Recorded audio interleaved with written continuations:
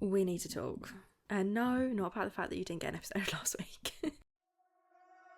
Welcome to the Date with Confidence podcast, a place to come for dating advice, support, and stories that'll either fill you with hope or relief that your dating experience wasn't as bad as it could have been. With practical episodes that'll provide you with easy to implement tips to help you feel confident AF on your next date, alongside lighthearted catch-ups where your host Rebecca, that's me by the way, shares her own experience dating after 4 years of the single life. You are guaranteed to end each episode feeling less alone in your dating struggles, empowered to never settle again, and confident that the best is yet to come. And if it all falls to shit, there's a special first season dedicated to breakups.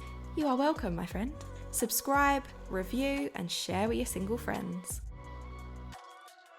Hi, welcome back to the Date with Confidence podcast. If you're new here, hello, welcome to the family. If you've been here for a while, then it is nice to catch up with you again. I'm sorry that you didn't get an episode last week. As you can probably tell from my voice, I'm recovering from some kind of cold bug thing that I got from my niece and nephew. Thank you very much, guys. So I did have every intention to share an episode or two last week, but with illness and other stuff going on, it just didn't happen. So apologies, but we are back and I've got some news. I have got some news that you probably weren't expecting based on what I've shared in the podcast over the last couple of months. But a couple of weeks ago, I ended things with the guy that I had been seeing since January for a few reasons. So I thought I'd share a little bit more about that because I shared it on my Instagram. I've got a brand new Instagram account that I shared it on, and the men are going wild. Like, I've never received so much hate in all my life for making such a smart decision, which is hilarious. But the reality was our values didn't match. Not so much our values, but our visions for the life that we want to lead just didn't match up. And obviously he was a nice guy, he treated me really well, we had a great time together. There were a few things over towards the last couple of weeks. I mean, we hadn't seen each other for a month, and then we had a really lovely weekend together, and then I went back down the following weekend, and during that weekend there were a few things that just felt different. So I don't know what had gone on there. Something shifted, something felt different, something felt a bit off. But there was also this, we've had obviously a lot of conversations about the future, about the way that we live our lives, the things that we want to achieve. When we first started talking, before we'd even gone on a date, we talked about kids, and I'd been a bit like, I think I want them, but only with the right person. Like, I'm not willing to just have kids with anyone. I very much want a teammate. And then, yes, I think I do. And he was like, same, like, if it was with the right person, then I think I would. But a few of the conversations we had during our time together, things like his previous relationship ended because his ex wanted kids and he definitely didn't want kids. And I was like, oh, but I thought you said that you were open to kids. And he was like, well, it's not a hard no anymore, but it's not something that he actually wants, really. Not in the way that I've discovered that kids are an absolute yes for me now. And I think it's taken, this experience of dating a decent human being to know that I definitely want kids, because there are decent men out there who would be a team player if I had kids. And a few times we'd had conversations where he was like, I don't want to bring kids into this world, what with all the war and all the bad things going on, and I'm getting old, I don't want to die and then leave my kid. And it was just, they were obviously something that he was not into, the way that we wanted to live our lives. So at where I am at the moment, I'm a 10-minute drive from my grandparents, I'm a 20-minute drive from my brother and sister-in-laws and the kids, I'm 20 minutes into, well, actually if I get a fast train, I'm 9 minutes to Stratford, 30 minutes, 40 minutes to central London. I'm close to a lot of things, whether that be airports or being able to get the train into London to then get the train out to go and visit my friends in Kent and Stratford-upon-Avon. I like being this well connected. There's a bus stop at the end of the road, the train station's a 30-minute walk away. I've got multiple different tube lines that I could get on to be well connected. I like being this close to my family. I see my grandparents 2, 3, 4 times a week. I watch the kids at least once a week, sometimes 2, 3, 4 times. I have a very family orientated life where I am, and his vision for his life is very much live in the countryside, doesn't want to be in a busy town, wants to move further out, wants a small house. He was like, a 3-bedroom house would be his absolute maximum. Even then it might be too big. I'm like, no, that's not for me. I'd like maybe 4 or 5 bedrooms, because I would like a place where my friends can come and stay for the weekends, where we can host their families, which has been interpreted in the reel that I shared on Instagram. It's been interpreted into me wanting to have a party lifestyle and be a socialite, which is not the case at all. I just mean, like, my closest friends, the majority of my closest friends, all live hours away from me because I met them when I was travelling the world. So I want a home where my friends can come and stay for long weekends, where we can get up in the morning and cook breakfast together, where our kids can play together. Like, that's the kind of lifestyle I want. He doesn't want that at all. He doesn't like socialising. He doesn't want people to come and stay with him. He's not big into like family gatherings, and that's all okay. Like, there's nothing wrong with that. There's nothing wrong with that being the life that he wants, but it is not the life that I want. And it just very much felt like we have very different views on things. Like, some have now called me delusional in the life that I want to live. I'm okay with that. Like, me and my delusional beliefs have come a very long way. If it wasn't for the delusional beliefs that I have, I wouldn't have achieved half of what I've achieved in my life. I have these grand dreams for my life, and I am not willing to sacrifice them or compromise on them for anyone. Like, I'm not, because I am very strong in the belief that my person is also going to have some big audacious goals, is also going to be a dreamer, is also going to want to strive to live an extraordinary life. I believe that my person is going to be open to compromising with me, just as I will be open to compromising with them, but I'm not willing to sacrifice the biggest things I want. One of those obviously being kids. Like, yes, I can live anywhere in the world. If I am with someone who I am truly head over heels in love with, who shares the same values as me, who is striving to create the same type of lifestyle as me, I have got no qualms with moving away. Where I am at this point in my life, I want to be close to my family, and I'm not willing to give up this life that I've created for myself for someone whose vision is just completely different. And I don't need to justify this. I'm just trying to explain it. I'm not justifying my decisions. I am very strong and confident in my decision, and I know that it was absolutely 100% the right decision for me, and it was the right decision for him. Because if I had continued to date him, feelings would have got more involved. He would have had to sacrifice part of his life, or I would have had to sacrifice part of my life. Then resentment would build. And then we would get to the point where we were both miserable. Like, why is that fair?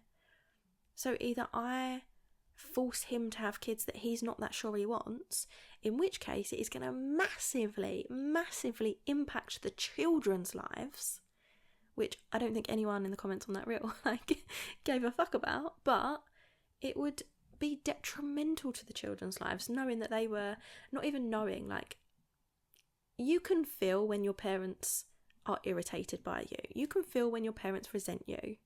If they're not telling you, you can feel when your parents are irritated by you. I don't want my kids to come into a world where that is the case.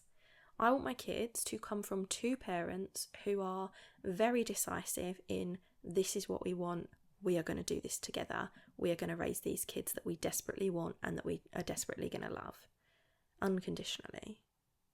That's the environment I want for my life. So yeah, that was kind of the main thing. There were a few other things that I don't need to get into on here because I don't necessarily think it's fair. But we just weren't right for each other, and that's like that's what it is. Like we weren't right for each other. And saying that as well, like Lily and Harry, my niece and nephew, are like so important to me.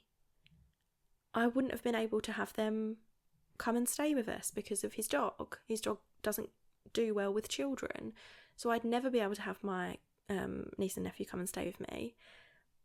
I wouldn't necessarily trust the dog around my own children, so it's just, yeah, it is what it is. And now that puts me in this place where I've had this experience with a decent guy, so I've got the proof and I've got the evidence that there are kind, thoughtful, emotionally mature, good at communicating guys out there. And if there's one, there's going to be plenty others. So I've now got that on my like proof list that what I'm looking for does exist. And what my responsibility is now is to go back to my vision board, go back to the dream relationship I'm looking to manifest, go back to my standards, go back to my expectations list, and tighten that all up again. So get crystal clear on the good parts of this relationship, the bad parts of this relationship, and really dial in even more what I'm looking to create with someone, what I'm looking to build with someone, the type of person that I'm looking to connect with, so that I can start to manifest that person into my reality. Now, I've done these practices many times. The first time I wrote my wish list was when I was 19, and it was quite a short list. It was essentially like tall, dark, handsome, rich, good car, more of the materialistic things, because at 19, like, I wasn't writing like he needs to be emotionally mature, he's got a good knowledge of the love languages. Like, I didn't know about those things, they weren't important to me. So it was a more materialistic list. Wrote that list, got everything I asked for. He broke my fucking heart. So, but what that experience allowed me to do was then get even tighter on what I wanted. So the next time I wrote the list, I was even more specific around what I wanted, which then led to another relationship that ended, and then I was able to take the bad things from that relationship and get even clearer on my vision again and again and again. And it's just about refining what you're looking for, because when you haven't had these experiences, whether they're positive or negative, when you haven't had those experiences, how can you know exactly what you want your dream person to look like, or your dream person, your dream relationship to look like, your dream person to be like? You can't know that until you've experienced other relationships, right?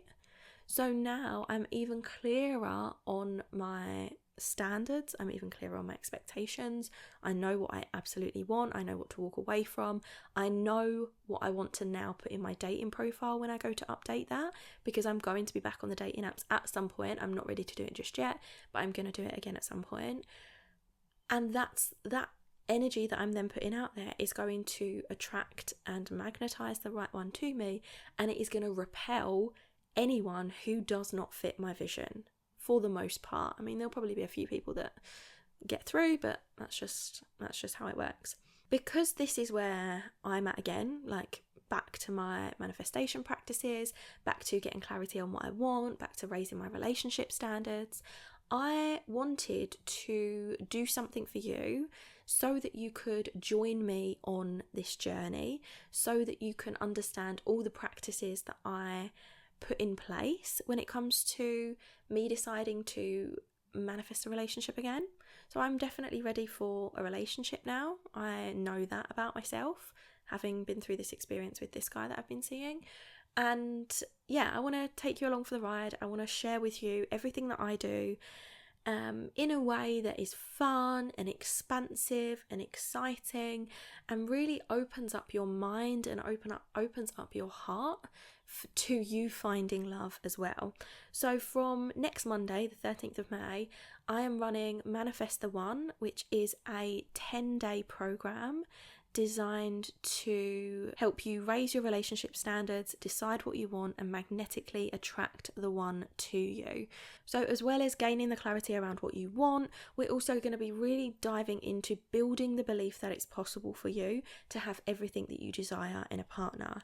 We're going to be letting go of any bullshit beliefs that you have, connecting with your future spouse, and looking at how you can become more magnetic to the one so that you can attract them into your life. Now, this is going to be run live. So the first time I run it, it's going to be run completely live. As I said, we start on Monday, the 13th of May. It's going to be run via an app called Telegram, which is a bit like WhatsApp, but it's all going to be in voice note format. So you don't need to worry about getting there for any calls. You don't need to worry about having to spend an hour of your day every week or an hour every day during those 10 days to make sure that you're catching up on videos or modules or whatever. It's going to be done in voice note format, so it's going to be really easy for you to consume on the go, for you to listen to, for you to then go away and implement what I'm sharing in the lessons, and you're going to have lifetime access to it. So once I've run it live, that's then going to be turned into a self-paced course, but when it becomes a self-paced course, the price is going to be going up. So for the moment, for the next, I think it's 24 hours, you can save 50% on the program, and then from tomorrow, it was going to be today, but I'm going to extend it till tomorrow for you that's listening. Until tomorrow, you can save 50%. Tomorrow it's going to double to £88, which is the full price, until it becomes a self-paced thing, and then the price will increase again once it has run live. So get yourself signed up if you are looking to really be inspired and motivated and become hopeful again about finding the love that you deserve. This is going to be a really, as I said, expansive, exciting program. I cannot wait to deliver it because I haven't done one like this for a very long time. It's been a long time since I've run like a short program like this. It is going to be so much fun. I'm really excited for the people that have already signed up. Go sign up for that now via the show notes. And then before I leave, one thing that I did want to say, just to let you know, is in May, I am going to be just sharing one episode a week again, because my May is really fucking busy. So tomorrow I'm going away for a couple of days with two of my friends, and then next week I've got a lot going on. Obviously we've got the Manifest the One program starting. The week after that I'm in London filming some video content for my YouTube channel, and yeah, I've just got lots going on this month, so there's just going to be one episode a month for May. We're going to see how we're doing in June. Maybe that'll stick. Maybe we'll come back to 2, but for now it's going to go back to 1. Next week's episode is due to be the community episode. So if you have got questions that you would like to ask, if you want to share some dating stories, if you are struggling with anything in your dating life at the moment, if you're going through a breakup, whatever it is, go to datewithconfidencepodcast.com/contribute and share with me whatever it is you want me to talk about in next week's episode. Please go and do that now. We haven't had that many submissions this month, so it'd be really nice if you could send us something in so that I can create that community episode for you. Aside from that, two other things actually. I recently created 2 brand new freebies for you. So the 9 red flags you need to stop ignoring immediately, and Heal Your Heart, which is all about healing your heart after heartbreak. So it's going through the 5 stages of breakup grief, and there's journal prompts in there that are really going to support you through that. So you can also check those out in the show notes as well. I'm going to leave that here for now. I basically just wanted to catch up and share the news about me being very single again. So I hope you're all doing well, and next week I will come back and hopefully not be feeling so rough. I will, have a great week. I will see you in the next one. Thanks so much for listening to the Date with Confidence podcast. I hope you've enjoyed this episode. Subscribe, rate and review, and share it with your single friends.